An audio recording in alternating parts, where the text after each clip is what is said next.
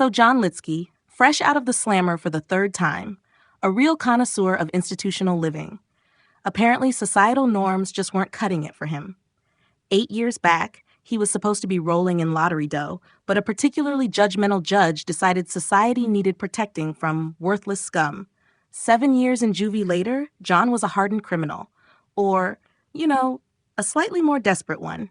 He tried robbing mail carriers at 18. Turns out, intimidation with an empty gun just gets you 4 more years, and a judge quipping about a life sentence for stupidity. 6 months later, same judge, new car theft. Back to the clink. Upon his most recent release, John's first thought wasn't a fresh start. It was revenge, specifically on the judge, who naturally had the audacity to drop dead 3 days prior. Frustrated, John did what any rational person would, shot up a phone booth. Later, at a bar, a newspaper article revealed the judge's son, Nelson Bierman, was opening a memorial. Bingo. Nelson delivered a tearful speech while John performed his masterful act of vengeance, stealing change, emptying an inhaler, and spitting in Nelson's coffee. Twice. Because true revenge is subtly unhygienic. Nelson, a trust fund baby turned entitled jerk, was busy yelling at his father's foundation directors and squandering money. John, ever the stalker, tailed asthmatic Nelson, who, upon finding his inhaler empty, panic-stormed a pharmacy, knocking over shelves like a bull in a very expensive china shop. The owner yelled, "Thief!" His wife muttered, "Junkie." Nelson, finally clutching a new inhaler, was promptly mistaken for an armed robber. That's when John, ever the helpful soul, fired his gun, adding just the right touch of chaos. The shopkeeper's wife then shot Nelson with a shotgun, all caught on camera. Naturally. The board, fed up with Nelson's dramatic flair, abandoned him. At court, Nelson, utterly devoid of self-awareness, tried to manipulate the judge with his daddy's reputation. This judge, however, despised people like him, insisting on, law. Nelson dismissed the jury as idiots, which, for once, wasn't entirely wrong given his attorney's Jurassic Park defense. Guilty. 3 to 5 years at Rosemore Prison. John envisioned Nelson, the pampered brat, getting beaten senseless. But it wasn't enough. He wanted to be the one doing the senseless beating. So when 2 undercover cops tried to buy drugs from him, John, a master of disguise ignoring, willingly got himself arrested. His goal, Rosemore. His sentence? Perfectly aligned with Nelson's. Even got the same prison. Dedication, folks. On the bus to prison, John immediately befriended Nelson, suggesting they share a cell. Nelson, grateful for the inexplicable kindness, agreed. The prison warden, a delightful chap, welcomed the new inmates by rifle-butting anyone who claimed innocence. His advice for complaints? Shove it where the sun don't shine. Charming. John, already a veteran, bribed a guard for a cell with Nelson. Poor Nelson, trembling, was led to his 2-square-meter kingdom, promptly bursting into tears. John, ever the motivational speaker, warned him to stop, then demanded a ferocious snarl. Nelson produced a constipated grimace. Progress. In the cafeteria, John helpfully pointed out Leonard, the prison's dominant figure, and warned Nelson to clear out by 12:15. Nelson, distracted by college memories, missed the deadline. Right on cue, Leonard stabbed another inmate. Guard Shanahan intervened, and John, quick as a viper, urged Nelson to snitch. Nelson pointed at Leonard. However, back in the cell, Leonard informed Nelson that in prison, you don't snitch. Lesson learned. Painfully. The shower. A truly unique social environment. A rather burly inmate named Barry took a shine to Nelson, flirting aggressively. John, ever the protective friend, claimed Nelson as his own, Shiv threatening another prisoner and declaring, "Access to this little white butt is off limits." Nelson, mortified, thanked John awkwardly. As Nelson absorbed the charming realities of prison life, his lawyer informed him his father's foundation funds were now inaccessible. Suspended. John, meanwhile, truly committed to the full prison experience, bribed one inmate to punch Nelson constantly and another to sneak disgusting things into his food. Barry, the persistent admirer, continued his affections, even offering to buy Nelson. Eventually, Barry orchestrated a private encounter. Guard Shanahan, bless his heart, left Nelson's cell unlocked. Inmates grabbed Nelson, bagged his head, and dragged him to a romantically candlelit room. Barry, offering toilet-brewed wine, then pressed a knife to Nelson's throat when Nelson lied about Barry's weight. Barry, who evidently hated dishonesty more than anything, declared Nelson his property, promising to take things slow.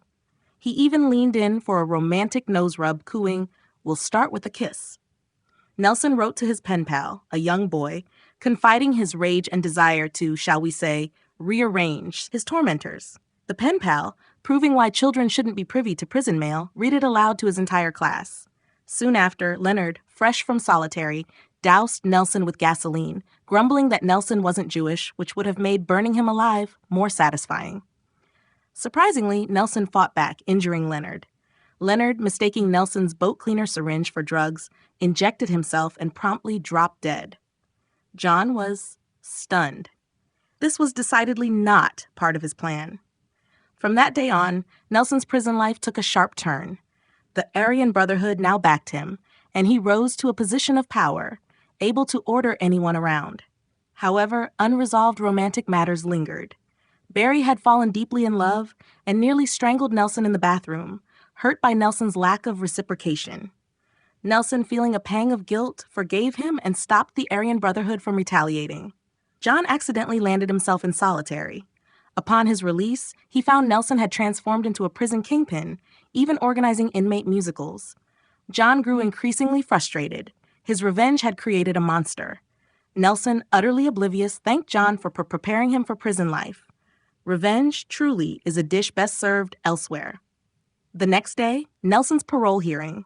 Barry, now Nelson's friend, helped him prepare. John, ever the thoughtful well-wisher, handed Nelson a farewell gift, an already opened soda. Suspicious, Nelson hesitated. John, feigning offense, took a sip. Nelson apologized, drank the rest, and promptly collapsed. John, gagging from his tiny sip, vomited as he and an accomplice dragged Nelson's unconscious body away. At the hearing, Nelson, still oblivious, appeared with white power written on his forehead. Parole denied. Nelson naturally lashed out at his cellmate, who, under pressure, revealed the hostility stemmed from Nelson's father. Guard Shanahan, annoyed at an unauthorized fight, declared a death match for Friday. Winner dies, loser dies. Shanahan would kill the winner himself to maintain order. A supervisor was assigned. Inmates placed bets on gruesome outcomes. Barry, now reformed thanks to Nelson apparently, visited Nelson, confessing he couldn't be happy without his fish. He offered to help Nelson escape. Nelson refused. "I'll only leave this place in a body bag." Barry, ever the romantic, tearfully suggested, "Then let's make a body bag for two." Nelson, suddenly a strategic genius, contacted Dwayne, offering to transfer control of his father's foundation to an adopted son if he remained incarcerated. Cue Nelson adopting a fellow inmate. The warden, hearing about the death match, placed a $50 bet on the newcomer Nelson.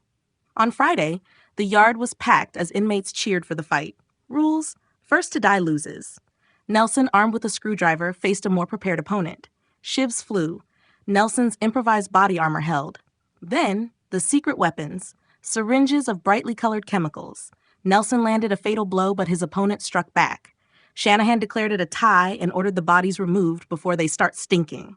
Nelson was buried, leaving his adopted son an $8 million fortune. Barry, however, refused to leave the cemetery. That evening, he dug up Nelson's grave. Turns out Nelson had obtained a special chemical to induce a coma. Barry bribed the coroner. As Nelson emerged, Barry reminded him of their agreement to rescue John. "If it weren't for that jerk, we'd never have met." And just like that, their differences were settled. A year later, Barry and Nelson opened a winery, Duckling. Their wine? Not a hit. A critic gave it a bad review.